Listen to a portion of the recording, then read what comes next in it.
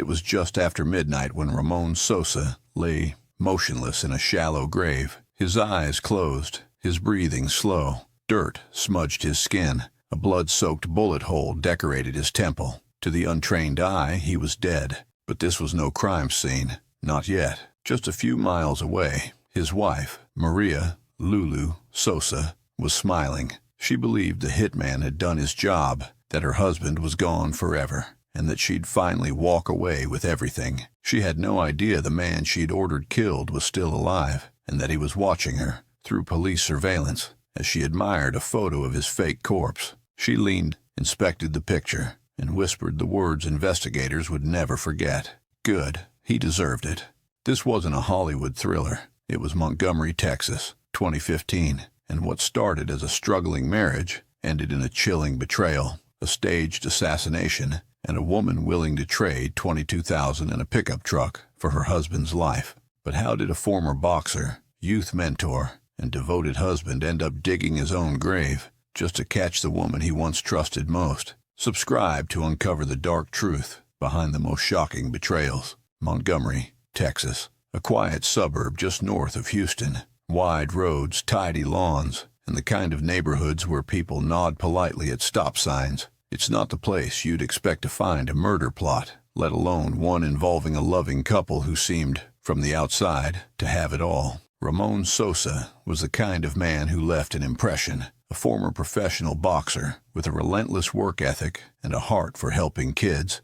He'd turned his reputation in the ring into a mission beyond it. His gym was more than a business. It was a lifeline for at-risk youth, a place where discipline and purpose were taught one punch at a time. In 2010, he married Maria Lulu Sosa. She was sharp, confident, and driven, a Mexican immigrant who'd found opportunity in the U.S.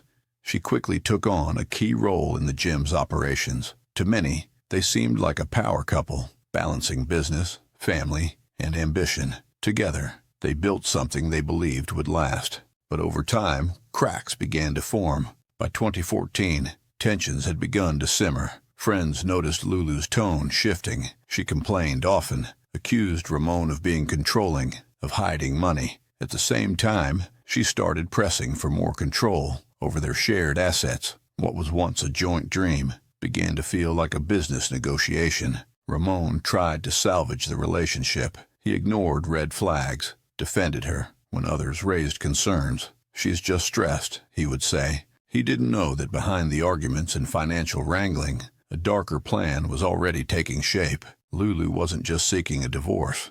She wanted everything: the gym, the house, the insurance money, and she was willing to take a life to get it. Still months away from the sting operation that would expose her, Ramon had no idea that his own grave was being planned, not in theory, but in chilling, calculated detail. And the betrayal wasn't just emotional, it was systematic. Lulu began spreading damaging rumors that Ramon was abusive, that he drank too much, that he was stealing from his own nonprofit.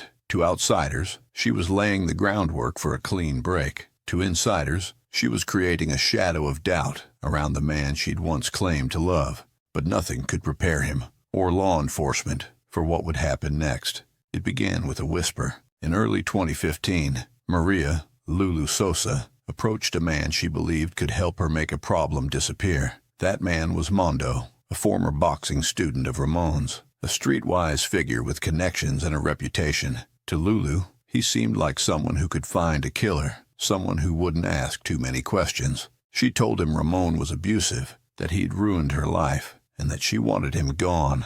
At first, Mondo thought it was a sick joke, but the way Lulu spoke, with cold, rehearsed certainty, convinced him otherwise. When she offered $2,000 up front to make it happen, he realized she was serious. Instead of going along, Mondo went to the police. Law enforcement knew that proving intent in a murder-for-hire case was notoriously difficult. They'd need airtight evidence, audio, video, money changing hands, and they'd need Ramon's help. What followed was one of the most daring sting operations in Texas history. Ramon agreed to fake his own death. With the help of the FBI and local authorities, they constructed a plan. A hitman, played by an undercover officer, would meet Lulu. She'd discuss the details, pick a timeline, set the price. and once she handed over payment, the team would make it look like the job was done.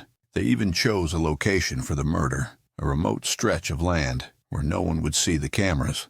On the day of the staged killing, Ramon was dressed in makeup and prosthetics. Blood packets, gunshot residue, dirt smeared on his clothes. He looked like a man who'd been executed and dumped.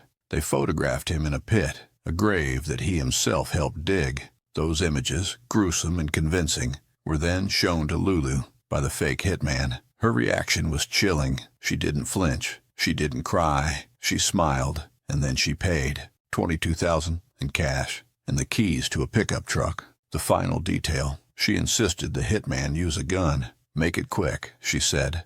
With that, investigators had what they needed. They arrested her the same day. But the story was far from over. The arrest would uncover deeper layers of deception, hidden motives, and a woman who, even after being caught on tape, insisted she was innocent. The investigation began in silence, with Mondo walking into a police station, carrying the weight of a chilling confession. He told them what Lulu had said, that she wanted her husband dead, that she'd offered him money, and that she believed no one would suspect her. Officers listened, took notes, but what mattered most was proof. Without it, her words could vanish into hearsay, so they made a decision. They would set a trap, one that would leave no room for doubt. Step one was surveillance. Mondo, now cooperating with law enforcement, agreed to meet Lulu again, this time wired with a hidden microphone. The goal was simple. Get her to say it, on tape, in her own words. She didn't hesitate. She laid out a timeline, explained her frustrations, described how she didn't want a divorce to drag through the courts, how she feared losing everything. Then she said it. "I want him gone before February 22nd. The audio was clear, her tone calm, calculating. There was no ambiguity. So far, police had no leads, no motive, and no suspect. Yet the town wasn't sleeping easy. With that recording in hand, investigators escalated the operation. An undercover officer was introduced, posing as a hitman. He arranged a meeting with Lulu in a parking lot. She climbed into his car without hesitation. What followed was damning. She outlined Ramon's routine, when he left the gym, where he parked, what streets he took. She insisted the job be done quickly, and she offered payment, $22,000 in cash, plus a pickup truck. Every word was recorded. She even handed over a photo of Ramon and described what clothing he usually wore. A chilling detail. She asked that he be shot in the head, just to be sure. Still, investigators needed more. They couldn't risk a mistrial, so they crafted the final piece of the sting, a visual confirmation. Ramon, with the help of law enforcement, staged his own murder. In a remote wooded area, under the guidance of FBI agents and makeup artists, he lay in a shallow grave. Fake blood poured from a mock gunshot wound. His body was posed to appear lifeless. It was a haunting sight, even knowing it was staged. The photo, once developed, was handed to Lulu by the fake hitman. Her reaction was immediate and incriminating. "Good," she said. "Now I can move on. No tears, no regret, just relief." The final exchange, the money, the truck keys, the photo approval, was caught on multiple angles of surveillance footage. At that point, there was no turning back. Police moved in fast. Lulu was arrested in a sting operation that unfolded with eerie calm. As she was handcuffed, she showed no panic, no anger. She simply asked, "Is it done?" The answer was yes, but not in the way she thought. So far, police had a confession, surveillance audio, and visual proof of the plot. But Lulu's defense would soon reveal just how deep her manipulations ran. In custody, she changed her story, claimed she was joking, said she was emotional, that she only wanted Ramon beaten up, not killed. She pointed to her history as a victim, claimed he was abusive, that he drank, that he threatened her. But the evidence spoke louder. They had her on tape, naming the price, the weapon, the timeline. They had her celebrating his supposed death. They had her handing over the payment. Then came the interviews. Ramon, heartbroken but composed, told investigators everything, how their marriage fell apart, how he ignored the red flags, how he trusted her, even when others warned him not to. Mondo, hailed as a hero, described the moment he realized Lulu was serious. "I couldn't let it happen," he said. Not to him. Not like that. Investigators re-examined Lulu's history, her false allegations of abuse, the accusations of embezzlement at Ramon's nonprofit, the smear campaign that seemed designed to erode his credibility just before she tried to have him killed. Even her motive became clearer. She wanted full control of their assets, the gym, the finances, the insurance payout, and she wanted it without the legal fight of a divorce. At 50% through the investigation, the truth was undeniable. This wasn't a moment of rage. It was a premeditated execution plan. Yet even with all the evidence, Lulu maintained her innocence, claimed entrapment, insisted it was the police who pushed the idea, not her. The court didn't buy it. In 2016, she was sentenced to 20 years in prison for solicitation of murder. But what no one expected, least of all Ramon, was that she'd serve only 7. In 2023, she was released early on good behavior, and suddenly, the man who faked his own death to survive had to look over his shoulder once again. For most, a prison sentence means closure, justice served cold. But for Ramon Sosa, the real shock came not with the betrayal, not with the grave, not even with the staged bullet wound in his head, but 7 years later, when the woman who tried to have him killed walked free. Maria Lulu Sosa was released in 2023. Despite being sentenced to 20 years, she served just a fraction of that time.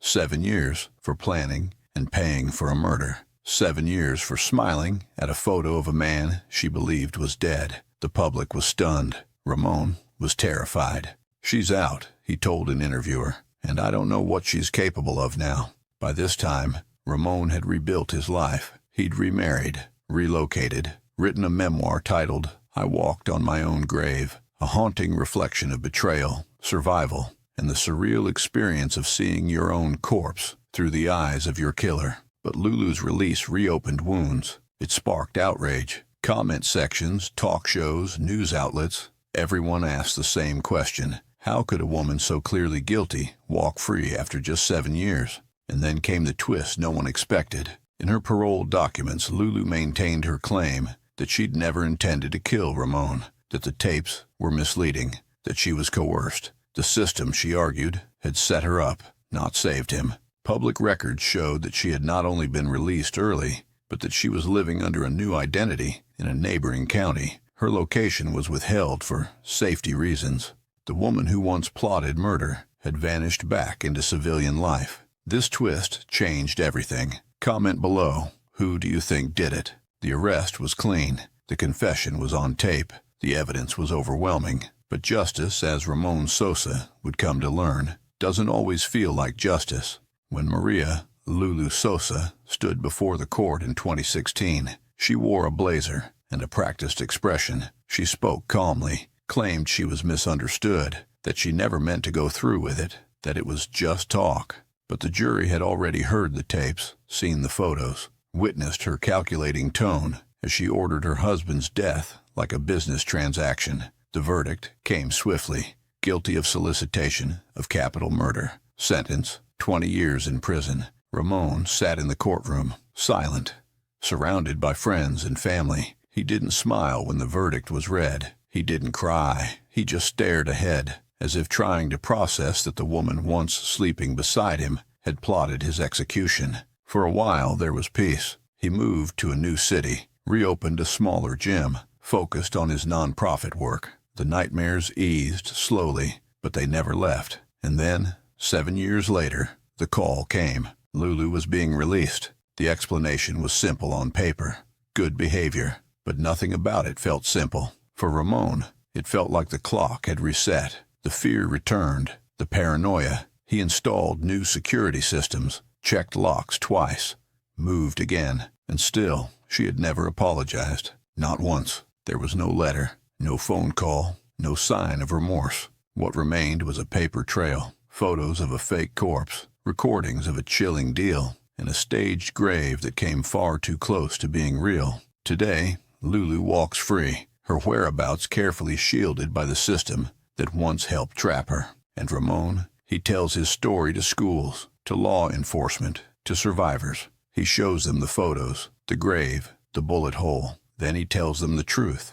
This is what survival looks like. He never expected to be alive, never expected to write a memoir or to find love again. But he also never expected to keep looking over his shoulder, because even when you climb out of your grave, some ghosts still follow. After the camera stopped rolling and the court doors closed, the silence returned.